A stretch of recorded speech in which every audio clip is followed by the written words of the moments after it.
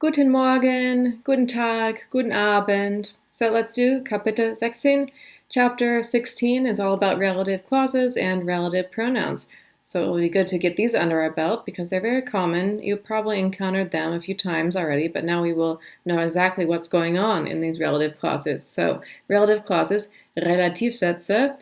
What's happening here is we have two sentences and they're related to each other and we want to combine them in a way that sounds good. So, die Bäckerin ist eine Frau, sie backt Brot. The baker is a woman, she bakes bread. It's fine, it gives you the information, but it's not super elegant. Of course, we want to say something more like, die Bäckerin ist eine Frau, die Brot backt. So, the baker is a woman who bakes bread. That way, we combine these two sentences that are related to each other because we're describing a woman. The baker is a woman. And then we want to add more information about the woman, but it's not just an adjective or it's not just a one-word piece of information. We want to add a whole clause about this. The description requires like a whole nother sentence, right? So we're just going to say, die Bäckerin ist eine Frau, and then eine Frau, a woman, gets described by everything else that comes next. So this is a relative clause. Who bakes bread? Die Brot backt. And of course, as you might remember from the dependent clauses, the verb is at the end. Backt is bakes. So just like those dependent clauses we were doing, the relative clauses also are verb kickers. The verb gets kicked to the end of a relative clause as well. You could say the relative clause is a type of dependent clause. Der Bäcker ist ein Mann, backt Brot. The baker is a man, he bakes bread. You could have two separate sentences, but you could also put them together and it would be a lot better. Der Bäcker ist ein Mann, der Brot backt. The baker is a man who bakes bread. So you see we have die matches eine Frau, feminine, and then der matches ein Mann, masculine. So they're both translated as who, but you'll see different relative pronouns based on what this relative clause is referring back to, which in this case is ein Mann, and that is masculine. So, der Friseur ist ein Mann, schneidet Haare. The hairdresser is a man, he cuts hair. We want to put them together, and we'll say, der Friseur ist ein Mann, der Haare schneidet, which is then, the hairdresser is a man who, der is the equivalent of who beginning the relative clause, and then schneide is cuts, and then of course hair. So, a man who hair cuts, as in a man who cuts hair, but we've kicked the verb to the end. Die Friseurin ist eine Frau, sie schneidet Haare, which means the hairdresser is a woman, she cuts hair. So then we have, die Friseurin ist eine Frau, die Haare schneidet. So here we have die meaning who. It's the beginning of the relative clause. The hairdresser is a woman who cuts hair, die Haare schneidet. Okay, we can try. Der Tierarzt ist ein Mann, hilft Tieren. The veterinarian is a man, he helps animals. Der Tierarzt ist ein Mann, der Tieren hilft. So, der is going to be translated as who. Again, the veterinarian is a man who helps animals, and you see that helps is hilft, and it's being kicked to the end of our little relative clause. Die Tierärztin ist eine Frau, sie hilft Tieren. The veterinarian is a woman, she helps animals. Die Tierärztin ist eine Frau, die Tieren hilft. The veterinarian is a woman who helps animals. Die Tieren, animals, hilft, helps at the end. Okay, so let's try to put in some relative pronouns based on what we want to say. A chef, eine Köchin, a female chef, is a woman who works in a kitchen. So we're going to say die, because that's our feminine. It's also nominative. We'll get to that in a moment. But for now, just notice that it's that's the feminine relative pronoun. And so that's why we're going to begin our relative clause with die. Die in einer Küche arbeitet. So sie arbeitet is at the end there. So word for word, it would be who in a kitchen works. A chef is a woman who in a kitchen works. So verb's been kicked to the end. Who works in a kitchen? Ein Koch ist ein Mann, and then you might be able to guess to put in the relative pronoun there, it's der. Ein Koch ist ein Mann, der in einer Küche arbeitet. So because Mann is masculine, we're going to use der as opposed to die for the feminine. Ein Schauspieler ist ein Mann, so same thing. We want to say an actor is a man who plays in movies, so we're going to say der.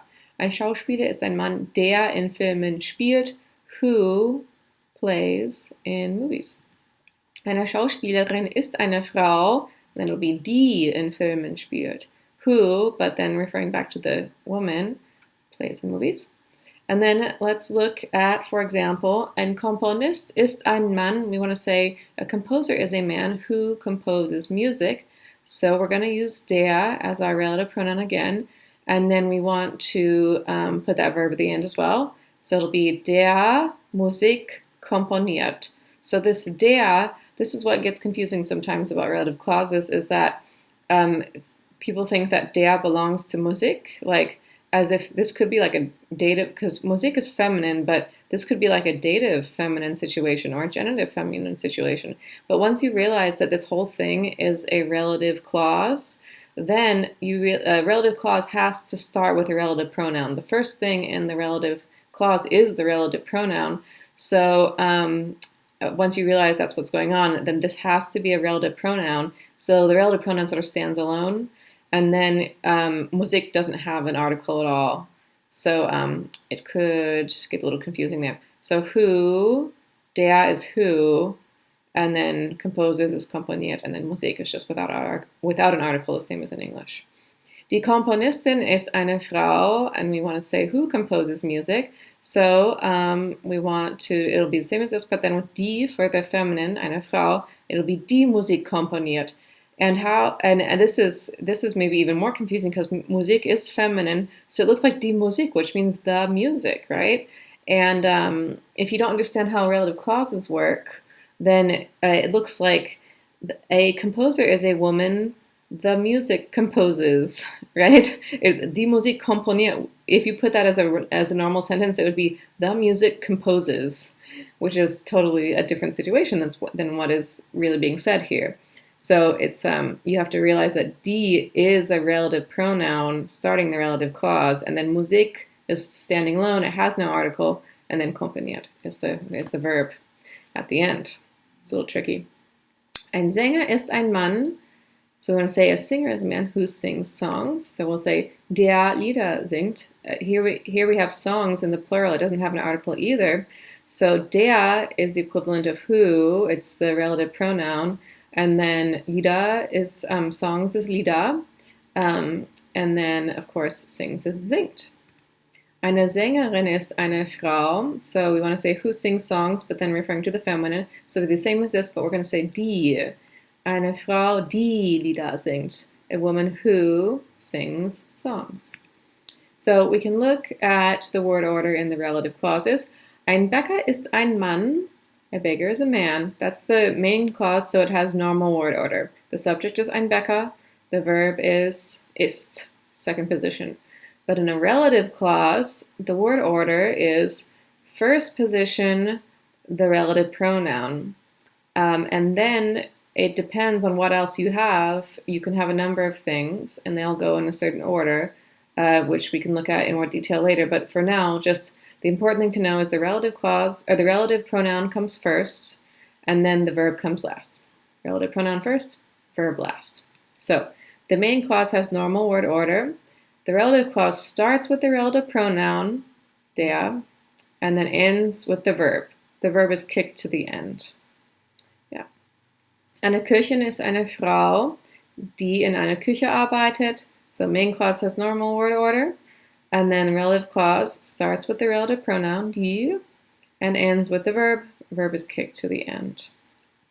So, ein Bäcker ist ein Mann, der Brot und Brötchen backt. Yeah, same thing.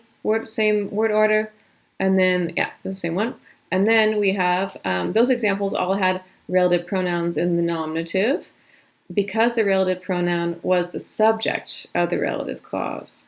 So we were looking at nominative relative pronouns, but they exist in nominative, accusative, dative, and even genitive. And so the relative pronoun changes based on what role it's playing within the relative clause. So within the relative clause, it could be the subject, like the ones we were just looking at. It could be the direct object, or it could be the indirect object of the relative clause. The relative clause acts as a microcosm of a whole sentence. So within the relative clause, you have the same elements you would find in a regular sentence. So you can take apart that relative clause as if it were a regular sentence, and then you ask yourself, okay, this relative pronoun, what is it doing? Is it the subject? Is it the direct object? Is it the indirect object? And then based on that, you will have to choose whether to have your relative pronoun in the nominative, dative, accusative, and even in rare cases, the genitive. So think of them as two separate sentences, each with its own subject, verb, etc. So the main clause has Ein Kellner ist ein Mann, der im Restaurant das Essen serviert. So a server is a man. That's a subject, verb, predicate, noun. So we've taken apart our main clause. Subject, verb, predicate, noun, nominative, verb, and then it's also a nominative. And then we have the relative clause. Der im Restaurant das Essen serviert. And so we ask ourselves, what is happening in this relative clause? It has to have a subject and a verb, and then it can have a direct object, it can have an indirect object, it can have any number of things, but just like a regular sentence, it has to have a subject and a verb. So one way to think about it is to just go back to having them as two separate sentences. Ein Kellner ist ein Mann, and then you can stop, and then you can say, serviert das Essen im Restaurant. So a server is a man who serves the food in a restaurant. The server is a man, he serves the food in the restaurant. So you see that is the subject of this, and it's going to be the same thing in the relative clause. Der is the subject of this relative clause. Der is just standing in for what would be So, or another way to think about it is to take Kellner, or Mann, it doesn't matter which, I guess Mann, because that's the one where it's closest to. So you could say, imagine if you put Mann back over here. Der Mann serviert das Essen im Restaurant. So who is doing the action of serving? Der Mann. He's the one doing the action, so he's the subject. So in this case, the relative pronoun der is the subject, which means it's in the nominative. So, ein Bäcker ist ein Mann, der Brot und Brötchen bäckt. We have a subject, verb, predicate, noun. But then within this relative clause, which acts as a little sentence in its own right, der is the subject. The man bakes bread and little bread rolls. So he does the baking. He's doing the action of the baking. So it's the subject. Ein Bäcker ist ein Mann, bäckt Brot und Brötchen. So you could take it apart and take it back to the two sentences, and you would see that is the subject, right? Der Mann or that's a subject. Eine Ärztin ist eine Frau, die im Krankenhaus arbeitet. So we've got die is a stand-in for eine Frau, and then you could say die Frau arbeitet im Krankenhaus, and then you would see, or you could just replace it with she, sie arbeitet im Krankenhaus, and you'd see that that's a subject. So die is also, this relative pronoun is acting as the subject inside the relative clause. So what are the relative pronouns? We were just looking at a bunch of subject ones, der, die, das. So and die, you might be saying to yourselves, these are just articles. What does it even mean for them to be relative pronouns? The thing is, relative pronouns share the same form as the articles, which is convenient because you don't have to learn whole new words, except for the dative plural. The dative plural has a different form. In the article form, this would just be den, but it has a special relative pronoun form. So, and there's the genitives will come later as well. There is a row of genitives, but for now we'll just look at nominative, accusative, dative. So compare these relative pronouns to the articles in each case.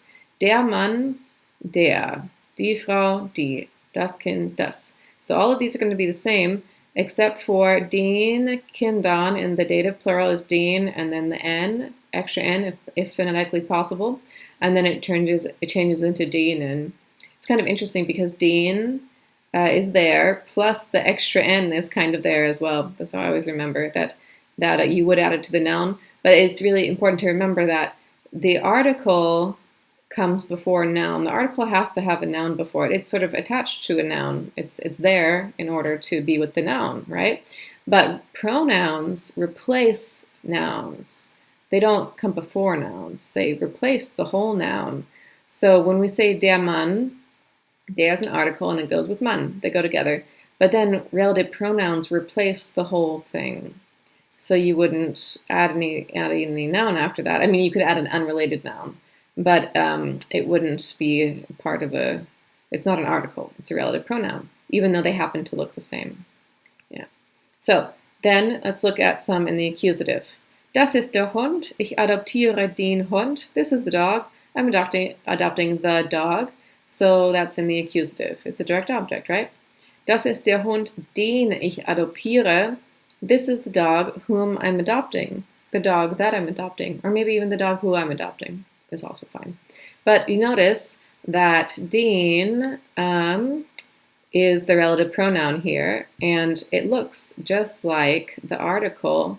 We're in the masculine accusative relative pronoun, and the article that we would use if we were using a full noun would be den as well. So that's why you get something like den as the relative pronoun, also den as the article in the accusative masculine. Yeah. Das ist die Katze. Ich adoptiere die Katze. This is the cat. I'm adopting the cat. Feminine is pretty easy. Das ist die Katze, die ich adoptiere. This is the cat whom I'm adopting, or that I'm adopting, or who I'm adopting. Yeah. So you can see that's the relative clause right there. That I'm adopting. And so you can see how when our relative pronoun is not the subject, then there's going to be another subject somewhere else inside that relative clause, right? So ich is actually the subject in this relative clause. It's I adopt the dog. So this is the direct object. This is the subject. Yeah. So it can be any number of things. So you have to, if this isn't the subject, you have to like look for the subject somewhere else within the relative clause. Das ist das Haus. Ich kaufe das Haus. This is the house. I'm buying the house. Das ist das Haus, das ich kaufe, meaning this is the house that I'm buying. So we have the reason it is this, das, is because das Haus is neuter.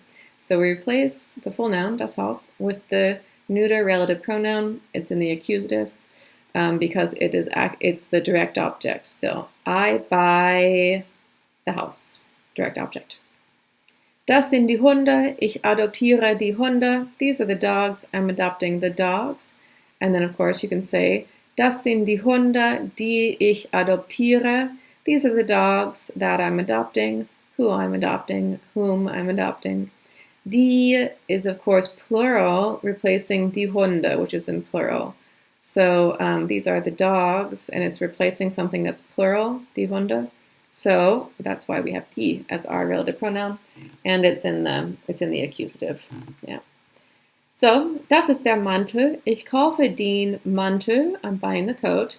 Das ist der Mantel, den ich kaufe. This is the coat that I'm buying. So ich is actually the subject within the relative clause, and then kaufe is the verb, and then den is a relative pronoun that is standing in for den Mantel. And it is also the direct object. That's why it's in the accusative. Das ist das Buch. Ich lese das Buch. This is the book. I'm reading the book. Das Buch. And then you can say, das ist das Buch, das ich lese. This is the book that I'm reading. So I am reading that, standing in for the book. So it is the direct object because ich is the subject. And lese is the verb, and of course, I am reading what? I'm reading the direct object, which is the book. Yeah. So we say relative pronoun in the nominative or the accusative. We can ask ourselves, wir kaufen das Brot, das schon 2 Tage alt ist. We are buying the bread that is already 2 days old. This one's in the nominative because it's like, one tricky thing is that das Brot is what das is referring back to, but the role of das Brot, like the role of whatever is being referred to, can be different in the main clause versus in the relative clause.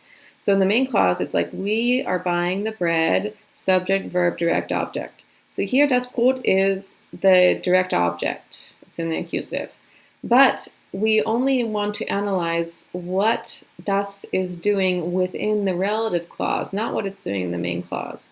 So within the relative clause, we say das, meaning das Brot, ist schon 2 Tage alt. So this is actually the subject. It's implied you're saying Brot again. So the bread is already 2 days old. So it's actually the subject of this relative clause, and it's a nominative.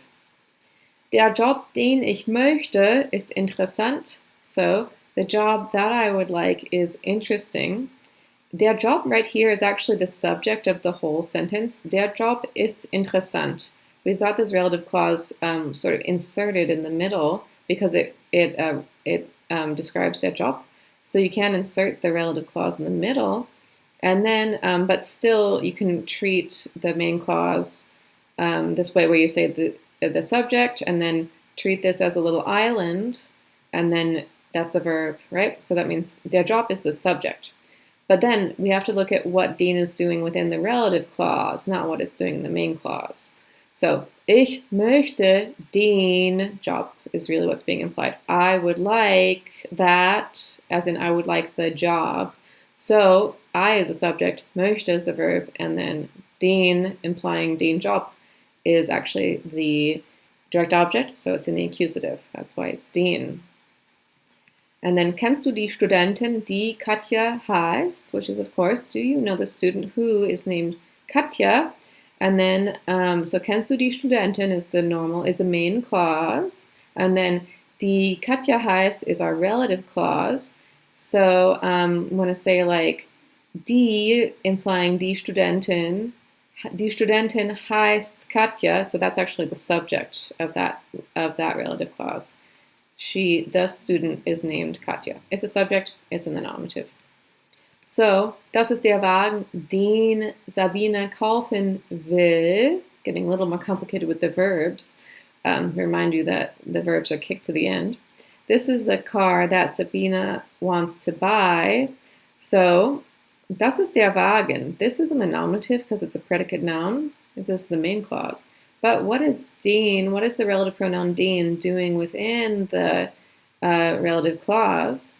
It's actually the direct object. Sabine will den Wagen, implied Wagen right here, kaufen. So if you had the sentence Sabine will den Wagen kaufen, it would be very clear that that's the direct object. Sabine wants to buy the car. So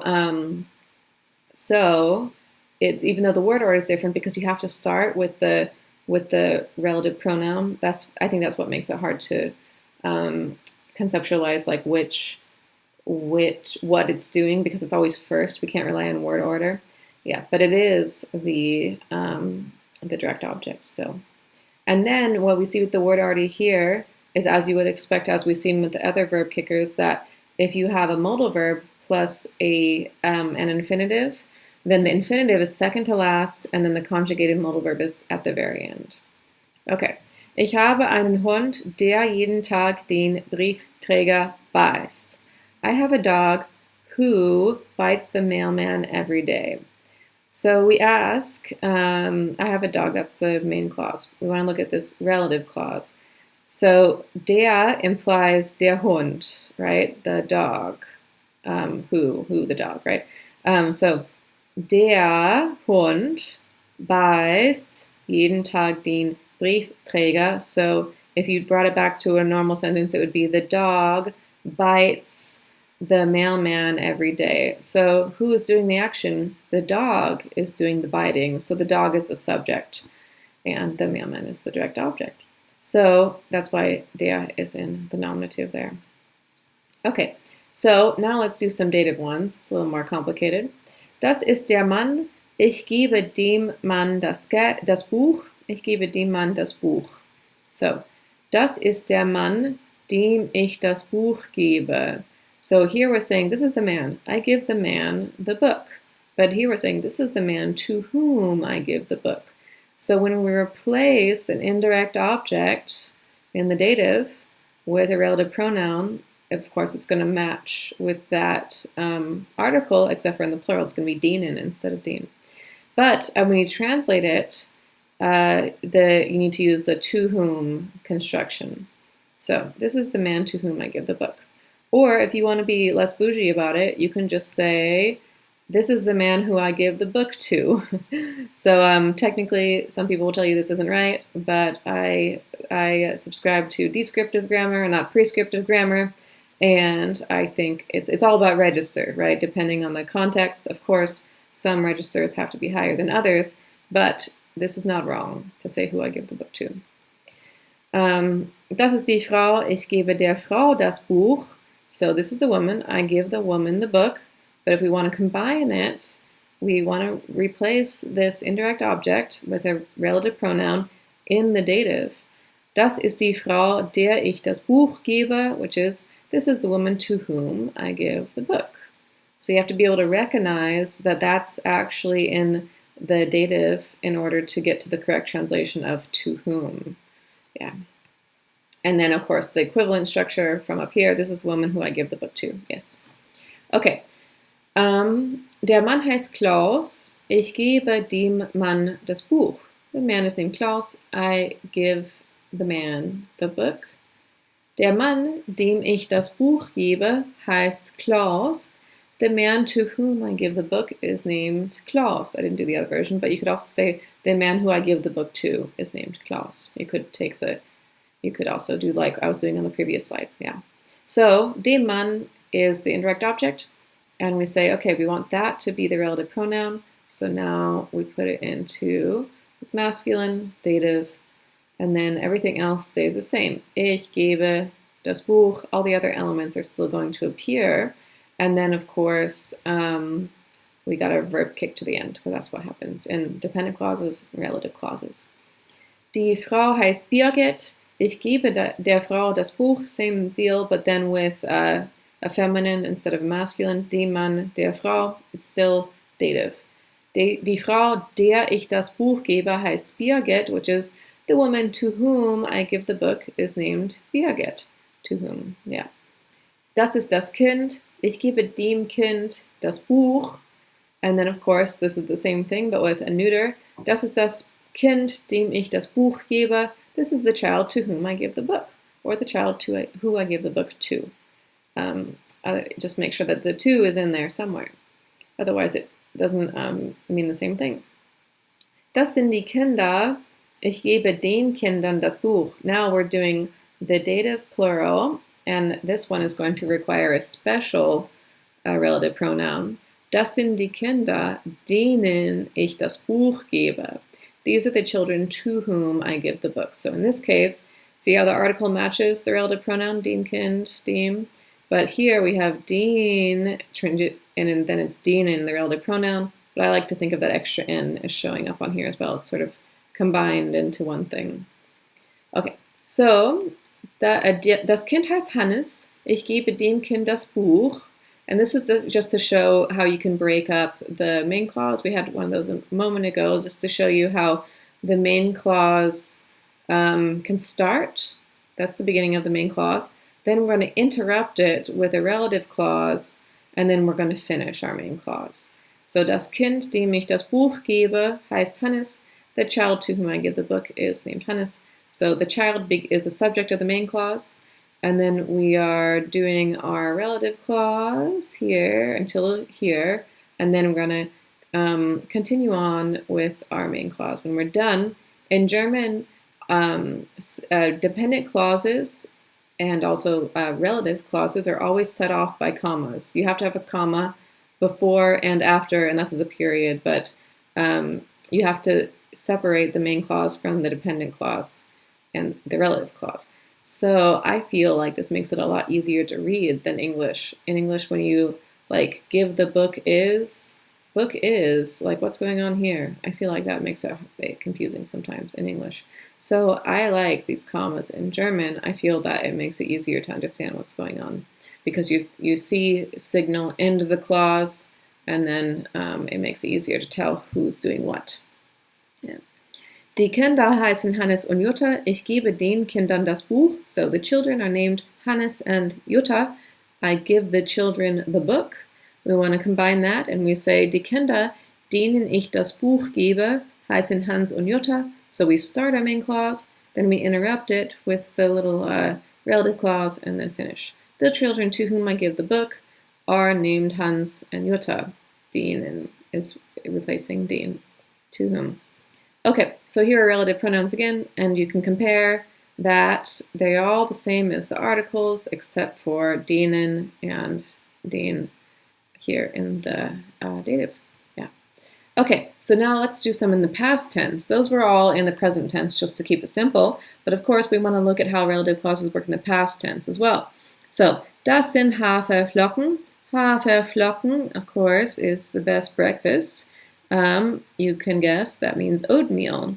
It means oat flakes. Flocke means flake, like Schneeflocke is a snowflake. So it's like oat flakes, which is oatmeal, same thing. So this is oatmeal, or these are oat flakes, right? So this is oatmeal, and then you want to say I have eaten the oatmeal, or I ate the oatmeal, and then we want to put these two clauses together to say, this is the oatmeal that I ate, or this is the oatmeal that I have eaten, right? So we want to start the relative clause with the relative pronoun. We're going to make a relative pronoun out of the direct object, and then our conjugated verb is going to go all the way to the end. Our verbs are going to stay in their form that we already had them in. We're just going to kick that to the end. So, and then the participle goes second to last, obviously. It was last, but then we kicked this, so it became second to last. So we get das sind die Haferflocken, die ich gegessen habe. This is the oatmeal that I ate. So I ate the oatmeal. I as the subject, ate as the verb, and then the oatmeal, that as in the oatmeal, is the direct object, so it's in the accusative. So if we want a super word for word literal translation, we would have, these are the oat flakes that I eaten have. That I eaten have, right? But then the real English translation is then, this is the oatmeal that I ate, or that I have eaten, I guess, depending on the context, yeah. Das sind die Haferflocken, die ich gegessen habe. Let's try this one. Das ist der Film. Ich habe den Film gesehen. So this is the film. I have seen the film, or I saw the film. So we want to make a relative clause out of that second sentence. We're going to start it with a relative pronoun, which you might guess is going to be den. And then we are going to kick that conjugated verb to the end. And we have this past participle here. It's going to be second to last. So, das ist der Film, den ich gesehen habe. This is the film that I saw, or that I have seen. So, this is the film that I saw. If you did it word for word, it would be, this is the film that I seen have, right? So, this is the film that I saw, or even this is the film that I have seen, yeah.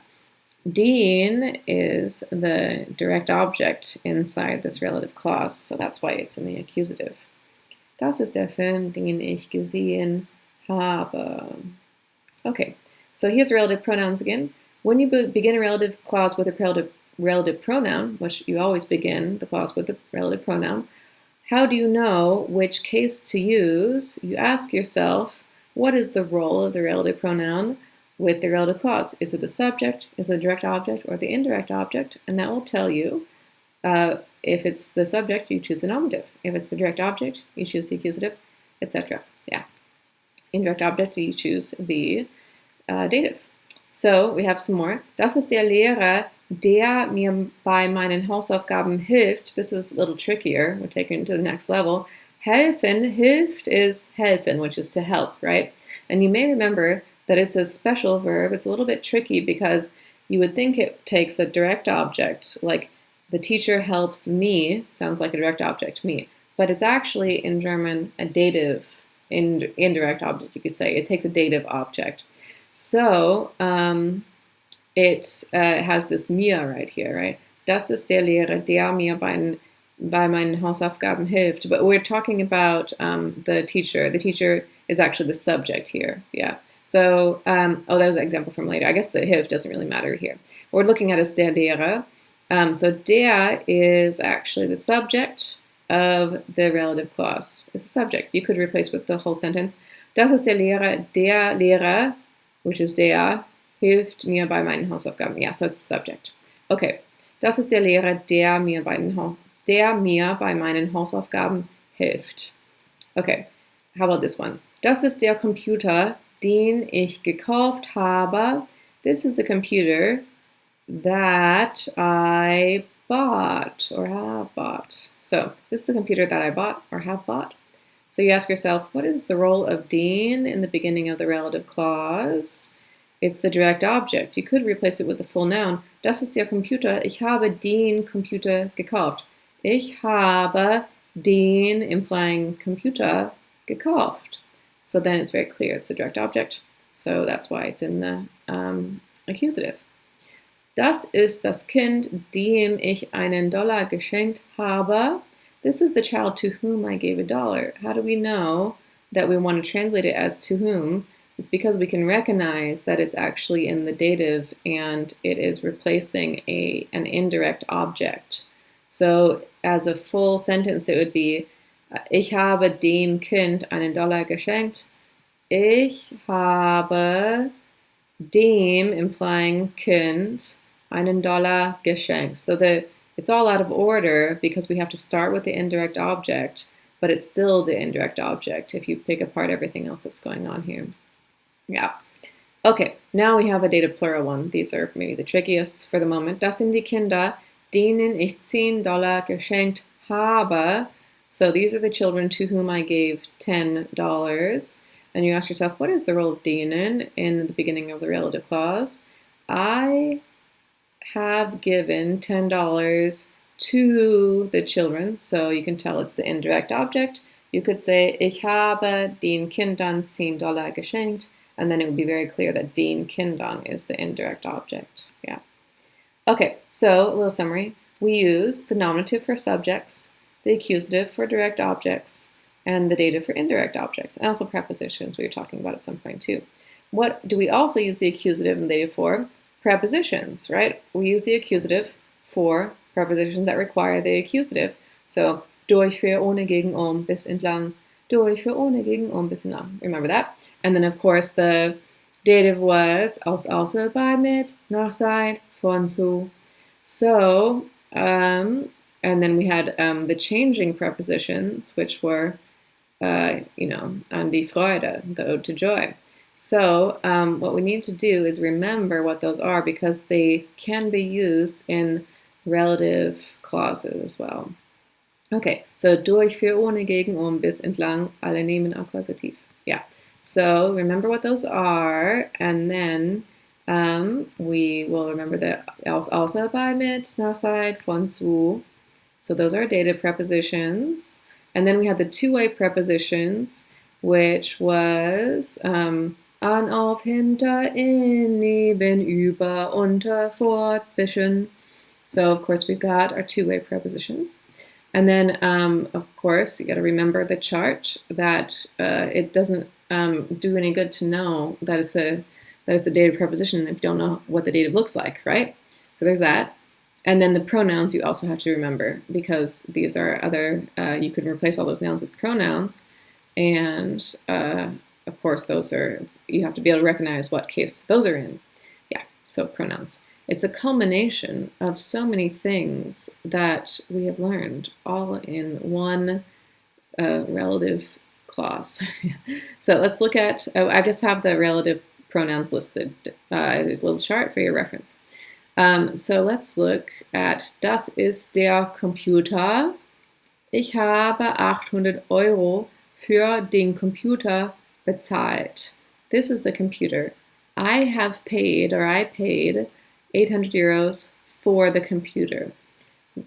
What you can do is you can say, das ist der Computer für den ich 800 € bezahlt habe.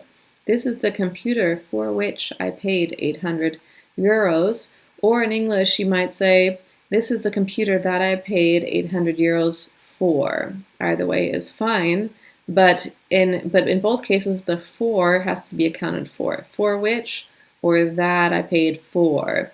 So für is a accusative preposition. Durch, für, ohne, gegen, bis, entlang. So that's why this is in the accusative, because für is an accusative preposition. So I told you that relative clauses always have to begin with the relative pronoun, and that's true except for if there's a preposition involved, and then they begin with a preposition followed immediately by the relative pronoun. So if you're going to replace a prepositional phrase with a relative clause, like you want to make a relative clause that references a prepositional phrase, then you have to start with the preposition and then replace that noun with the right relative pronoun. Yeah. So I think this one, it's so parallel, für den, for which, that hopefully it shouldn't be too bad, since we have a similar looking way to start out our relative clauses in English with the prepositions. Okay, das ist mein neuer Kollege. Ich arbeite jeden Tag mit dem Kollegen. So this is our prepositional phrase, with the colleague. This is my new colleague. I work every day with the colleague. So das ist mein neuer Kollege, mit dem ich jeden Tag arbeite, is this is my new colleague with whom I work every day. Or you could say, this is my new colleague that I work every day with, or even who I work every day with is also fine.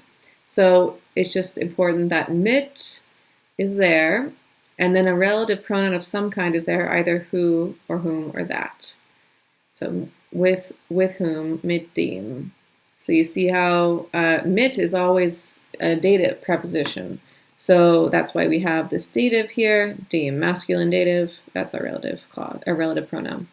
So then we have, das ist meine neue Kollegin. Now we're doing the same thing, but feminine. Kollegin is feminine colleague. So ich arbeite jeden Tag mit der Kollegin. I work every day with the colleague, feminine. Das ist meine neue Kollegin, mit der ich jeden Tag arbeite. This is my new colleague with whom I work every day. Or you could say, this is my new colleague that I work every day with, or who I work every day with. So mit is always going to require the dative. So we're trying to get, and you can see how it's doing the same thing, the prepositional phrase, right? So we're going to want our feminine dative relative pronoun, which is, of course, der. With whom, mit der, implied Kollegen right there. Okay, now let's do a plural. Das sind die Leute. Ich möchte mit den Leuten sprechen, which is, these are the people. I would like to speak with the people. It's plural. Die Leute is always plural.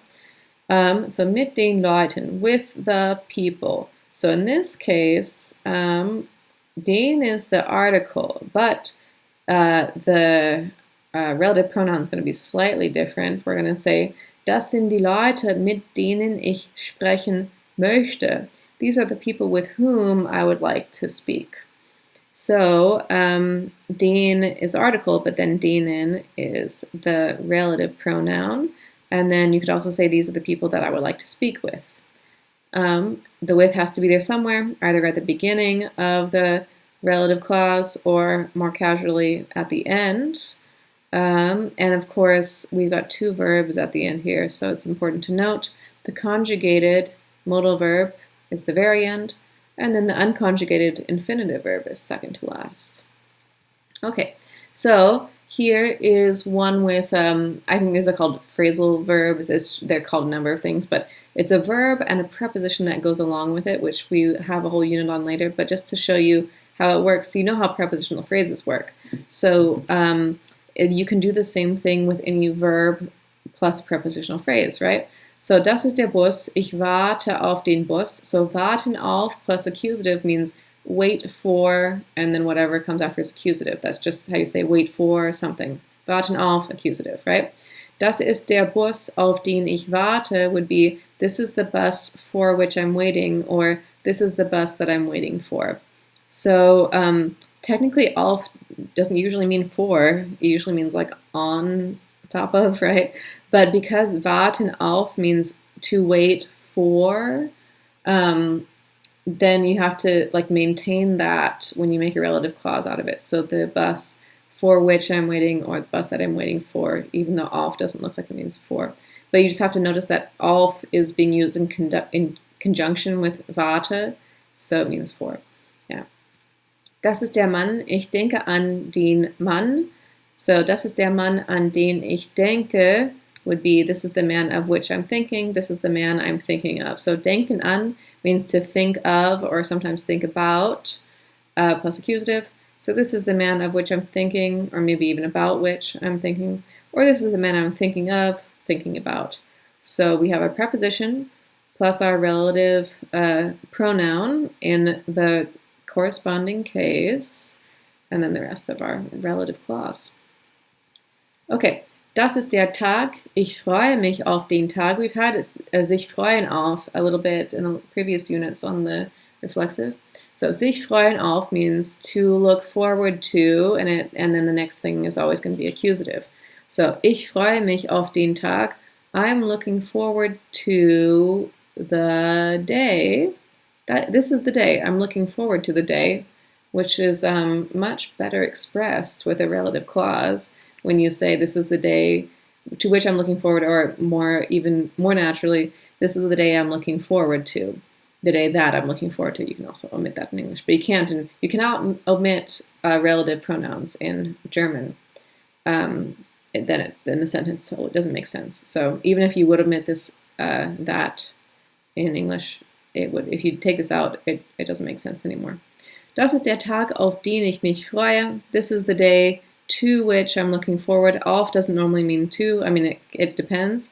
But because sich freuen auf means to look forward to, in this context, you translate it as to, just like you would if it were a normal sentence. Okay. Das ist die Frau. Ich spreche morgen mit der Frau. This one's a little more straightforward. Mit der Frau, with the woman. So you say, das ist die Frau, mit der ich morgen spreche. This is the one with whom I'm speaking tomorrow. So mit der, with whom, it's dative, feminine. Mit is always dative. Das ist die Frau, this is the woman who I'm speaking with tomorrow. Yeah. So mit der ich morgen spreche, with whom I'm speaking tomorrow, or who I'm speaking with tomorrow. That's fine. Okay. Then one example that is a bit more complicated, always taking it to the next level. So, die Mitbewohner kommen morgen an. Du teilst die Wohnung mit den Mitbewohnern. So the roommates are arriving tomorrow. Ankommen, to arrive, and then morgen, tomorrow. So the roommates are arriving tomorrow. Du teilst die Wohnung mit den Mitbewohnern. You share the apartment with the roommates. So this is our dative plural, den, and this N is only there because of the dative. See how this is already plural. Die Mitbewohner, that's the plural. This ER suffix, and then it doesn't actually take an ending. It's pretty tricky. But you know it's plural because of die. And then this extra N is there because it's dative plural. The dative made this N, not the plural. So, mit, always the dative.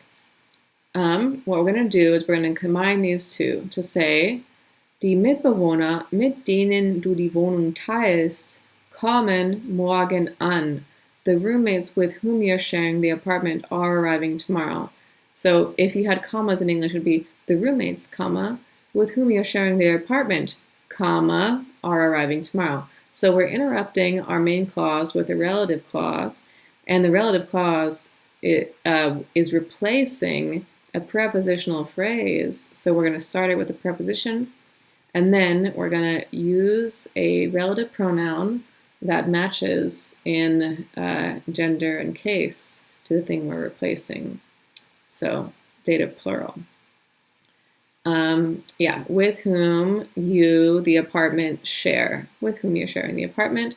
You could also say the roommates that you're sharing the apartment with are arriving tomorrow, or the roommates who you're sharing the apartment with are coming tomorrow. either way. And then here is another complicated one. Die Tiere sind Flusspferde. Ich habe Angst vor den Tieren. The animals are hippos. I am afraid of the animals. So to be afraid of something is Angst haben vor plus the dative. And it means to have fear in front of or before, right? So it's not a word for word the same in English. We say to be afraid of, and they say to have fear in front of. So it's very different. But you still have to, you can see how it works here. I have fear in before the animals, which means I am afraid of the animals. And so we're in the dative plural here. Die Tiere, vor denen ich Angst habe, sind Flusspferde. The animals of which I am afraid are hippos. So you use this whole prepositional phrase, vor, and then we're going to take den Tieren, we're going to replace that with just the relative pronoun, and then we're going to continue on with the rest of our relative clause, which involves the subject, the direct object, and a verb. And then we're done with our relative clause, and we're going to finish our main clause. The animals of which I'm afraid are hippos, or the animals that I'm afraid of are hippos. We can also put that preposition later. Okay, so we just went through a bunch of relative pronouns, and I know it's a lot, but hopefully you can start to absorb it. It's something that maybe takes some iterations before it starts to sink in. The artist who painted this work has lived in Rome. He is the artist whom we discuss. So you can see in English we use whom for the object case if it's the direct object, but not all English speakers do this, so that's why I think a lot of English speakers wouldn't do this in speech. Maybe they would, but a lot of English speakers, even if they knew, I typically don't do it because I don't want to sound a certain way. I want to sound approachable. So even though I know it should be that, I don't do it. But it just depends on who you're talking to. It depends on the context, right? But it does help to know that this is a direct object, and whom indicates that because it's the object case in English. Yeah. Okay. The relative pronoun is who in the first sentence, and the relative pronoun is whom in the second sentence. So that's all of that. And now we have the all of the relative pronouns we were just discussing, and they give you some examples for ways you could translate it depending on the context. And then we also have the genitive here, and we will practice the genitive as well. It just has dessen, deren. So masculine and neuter get dessen, and then deren is for feminine and plural. So those are actually a little bit easier than they seem because it's always just translated as whose, like the man whose book we are reading or something, right? So welch is also sometimes used to be a relative pronoun. Every once in a while you get, but this is more intuitive because welcher means which, like as a question word, like welcher Film, which film or something, right? So you already know that welche means which. It's a question word we've been using for a while.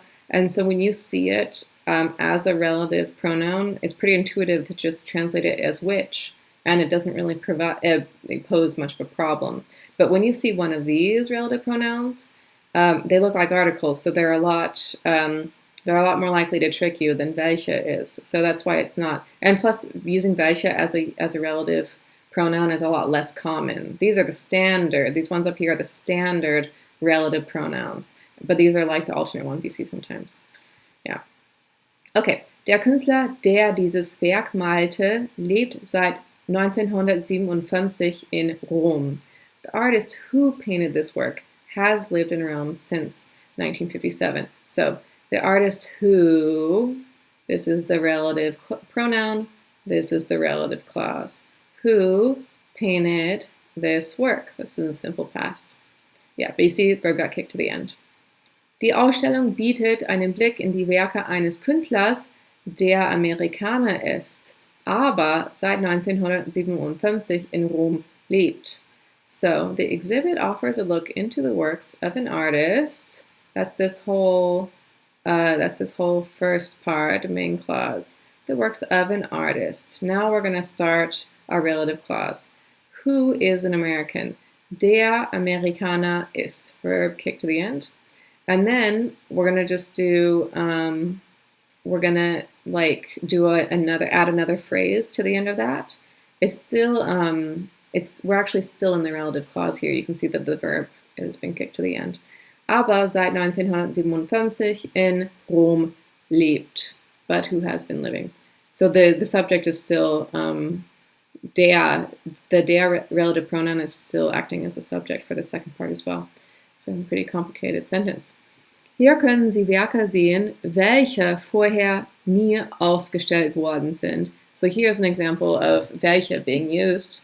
And you could either say that, which is really what it looks like, but then that, I think technically in English, if you have a comma before, then it's which, and it has a slightly less, it has like more of an oblique meaning, and then that is like the standard relative clause formation. So here you can see works, hier können Sie Werke sehen, and then welche could be which. Here you can see works which have never been exhibited before, or here you can see works that have never exhibited before. I think there is technically a reason why you would use that or which in English, but when I'm grading a translation, I don't care. Either that or which is fine. Dieses Gemälde wird allgemein als das beste Werk angesehen, das der Künstler produzierte. This painting is generally recognized as the best work. That's the whole main clause. And then we want to describe the best work with that the artist produced. So, das here refers to das beste Werk, das der Künstler produzierte. Yeah, so we're going to go ahead and finish that whole main clause, angesehen. So technically, das is like a little bit far away. Normally we would have like der Künstler, the relative pronoun is like right next to the thing it refers to. But sometimes it's just easier to finish something and then move on. So das beste Werk, and then das refers to that. Yeah. Es ist ein Bild, in dem der Künstler noch einmal Graffiti darstellt. It is a picture in which the artist once again represents graffiti. So this is with the prepositions we were talking about earlier. A picture in which, and then the reason it's dem is because it's a two-way preposition. In this case, it's dative because it's just stationary. The artist represents it it's not into, it's just in. So dative, and then of course Bild is neuter. So in dem, dative and neuter, relative pronoun after in. So all German relative clauses are set off from the main clause by commas. It makes it much easier to read. Conjugated verb tense at the end. They are verb kickers in the relative clause, like all dependent clauses. Diese Geschichten, die von den meisten Kindern gelesen werden, sind sehr bekannt. So this is one where we start the main clause, and then we're going to interrupt with the relative clause, die von den meisten Kindern gelesen werden, and then we finish, and then we continue on with the main clause. These stories which are read by most children. Yeah, so if it's put off by commas in English, then it's usually which. Yeah. So der Wolf, but in German it has to be. So in English we don't always do that. You can do relative clauses without the commas, but in German every relative clause is set off by commas. Der Wolf, der ein paar Minuten früher angekommen war, lag im Bett der Großmutter. The wolf, which had arrived a couple minutes earlier, was lying in the grandmother's bed. Yeah. Der, meaning which, I guess, or you could say who, had arrived. This is the extra pass, the Plusquamperfekt, had arrived a few minutes earlier. So see, the verbs are at the end of the relative clause. And then we continue on, second position. We're actually in the second position here because this is first position, and then this doesn't count. It's just an interruption, and then second position, verb in the main clause. Lag im Bett der Großmutter. Yeah, okay. Das Haus, in dem die Großmutter wohnte, war in einem Wald. So the house in which the grandmother lived was in a forest. So in dem, referring to das Haus. So you could say in dem Haus. Die Großmutter wohnte in what? The house, right? In dem Haus. So then, und wo war der Korb, den sie ihrer Großmutter hatte geben wollen? Oh, this is the double infinitive situation where we have hatte, where we don't expect it. It should be over there, but it's irregular sort of situation. More on that later, very soon. And where was the basket, comma, that she had wanted to give to her grandmother? Very complicated sentence, puts together a lot of things that we've talked about so far and some things that we have not talked about so far.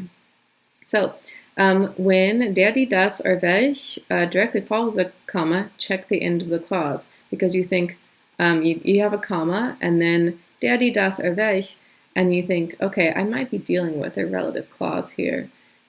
So check the end, and if you do have a conjugated verb or double infinitive, you have a relative clause, and then you need to reflect that in the translation. So when you encounter this, you think, first translate the pronoun after having determined the noun to which it refers, right? You have to be able to go back in order to, maybe you want who, maybe you want that, right? Maybe you want whom. And the pronouns function in the relative clause, so that would tell you whether it's like who or whom, if you wanted to use that. And of course, if the relative pronoun is the subject of the clause, the pronoun will be the first word in the translation. In English, we have to have the subject first because it's, because we use word order to determine that sort of thing, different from German. So if the pronoun is the subject of the clause, that's going to be first, and then followed by the verb and its objects and adverbs, generally in reverse order. That just means that the direct object usually comes after the adverbs in German versus before in English. If the relative pronoun isn't the subject, could be the direct object, could be the indirect object, it should still be the first word translated, followed by the subject. Got to do the subject early, right? And then usually located right after the non-subject relative pronoun, whatever else it is, and then the verb and its complements. So of course we want the verb to come after the subject in English. At times it is best to translate a relative clause as a separate sentence so as to avoid awkward formulations. So sometimes you just can't, and you have to separate the sentence. German has long sentences. The further we get into the course, you realize how long German sentences can become, and sometimes the best translation is to make multiple sentences out of one sentence. So, and then we have welch as a relative pronoun, indefinite pronoun, interrogative pronoun. So just to summarize what welch can do in different ways. So welch means who, which, or that as a relative pronoun, but it can be also an indefinite pronoun. It can mean like some or any, like a few things, some things. And then it can also be a question word. Interrogative pronoun is a fancy way to say question word, and it's which one. So, das ist die Situation, welche wir vermeiden wollten. That is the situation that we wanted to avoid. So, welche here as a relative pronoun. Hast du das Geld? Ja, ich habe noch welches. Yeah, so welches meaning some. It just replaces das Geld, some money. And then, welcher Wagen soll von welchem Fahrer gefahren werden? Which vehicle is supposed to be driven by which driver? Yeah, so that's just a question word. Okay, so in case the relative pronoun indicates function, right? This is the subject. So you can go through these. I think that we covered it pretty well in the previous ones.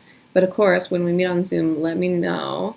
But these are very similar to ones we've had already.